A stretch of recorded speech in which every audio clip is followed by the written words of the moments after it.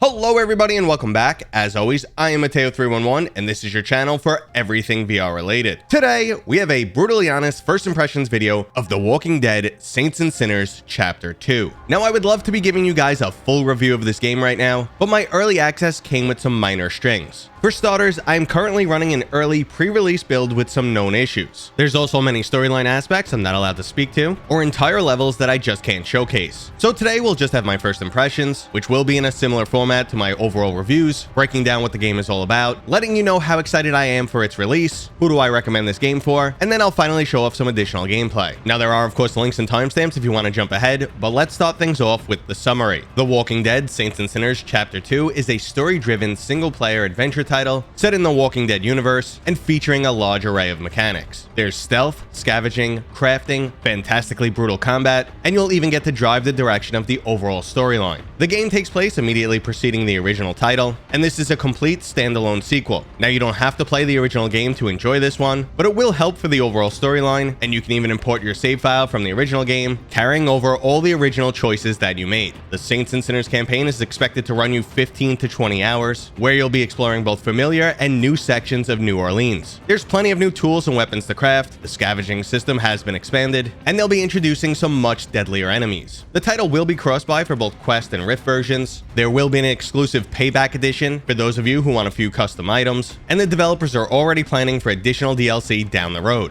The official release date for Chapter 2 is December 1st on the Quest 2, February of 2023 for PCVR, March 21st for PlayStation VR 2, and a PlayStation VR 1 version is in the works, but that date is yet to be determined. I'm currently playing the Quest 2 version because it's the build that's closest to release, and while I have tested the Rift version, it only makes sense to focus more of my efforts on the Quest build for right now. Now, I'm sure many of you are curious how the Quest version stacks up against the PCVR version, but no side-by-side comparisons was another stipulation of this early access, mainly because that PCVR version is still months away from release, and it's not an accurate representation of the final product. Now, let's move into my overall experience, because I do actually have some concerns on that final product. Currently, as it stands, Saints and Sinners is a really good game, but there's plenty of issues that prevent it from being a great game. Luckily, none of these items that I'll go through are beyond repair, and again, I am on a pre-release build, but I haven't seen any of my personal issues listed in their known bugs. Before we get into those though, I do want to express what makes this title shine so much. It features an excellent story-driven campaign, some of the most satisfying combat that VR has to offer, and it does an amazing job of immersing you in the gritty, mature theme world of The Walking Dead. Unfortunately though, some of that immersion is contrasted by game bugs and just extremely cartoony graphics on the Quest 2. I had everything from audio issues, where sound effects like gunfire was missing. Occasionally some of the graphics are just missing outright. There's plenty of low-resolution textures and texture pop-in. The lip syncing on character dialogue was frequently off. On more than one occasion, I experienced a progression bug,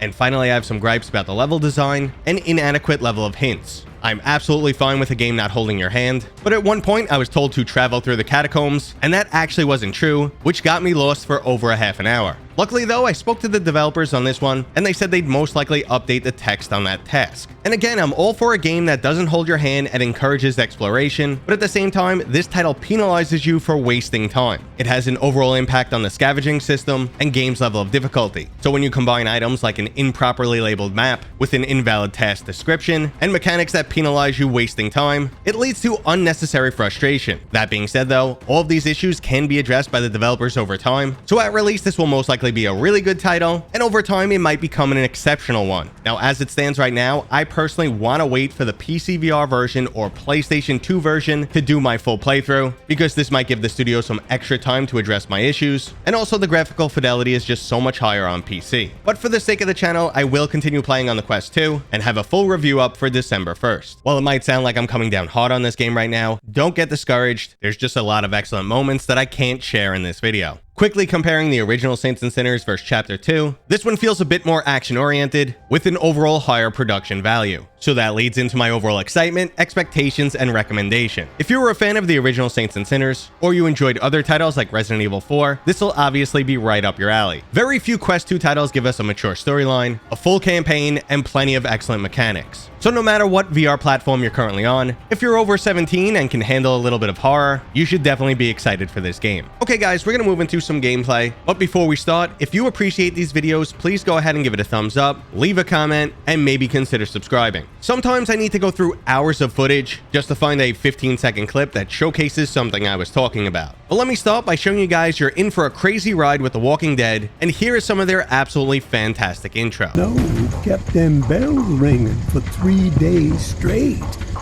riling up the horde into a frenzy so savage, the living didn't stand a chance. But despite it all, the reserve being a bust, a madman laying waste to Old Town, the tower folks don't seem frazzled. Business as usual.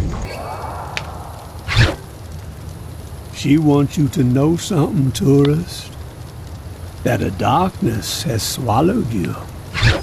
There ain't no use in fighting it, she says. Just surrender. Let it devour you.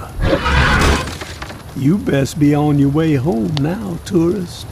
Now, I did mention getting lost a lot, mainly because the game said to go through the catacombs, and that was incorrect. And I honestly wish the map had a legend, and maybe after you explore an area, it can draw out some routes for you.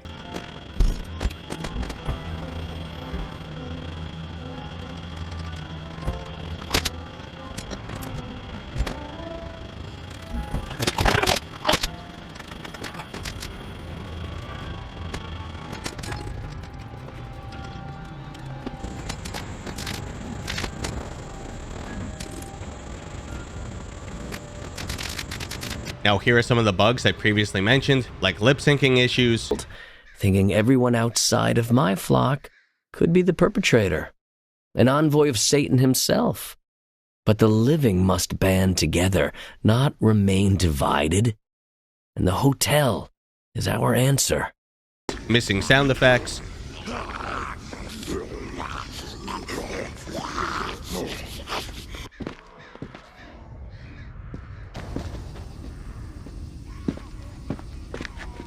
Graphical anomalies, which of course is nothing game-breaking, but does impact the overall immersion. Just like these scripted scenes that failed to properly trigger, one of which stopped my progression and required me to reload the game. Run, tourist! Get the fuck out of here!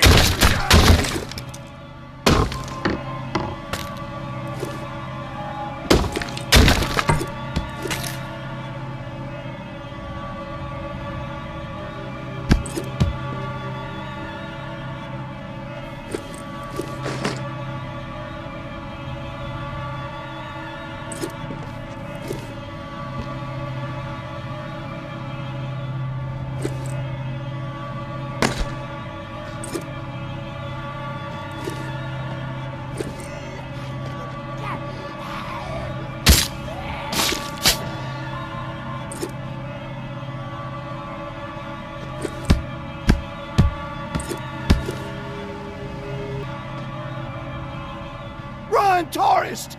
Get the fuck out of here! Go!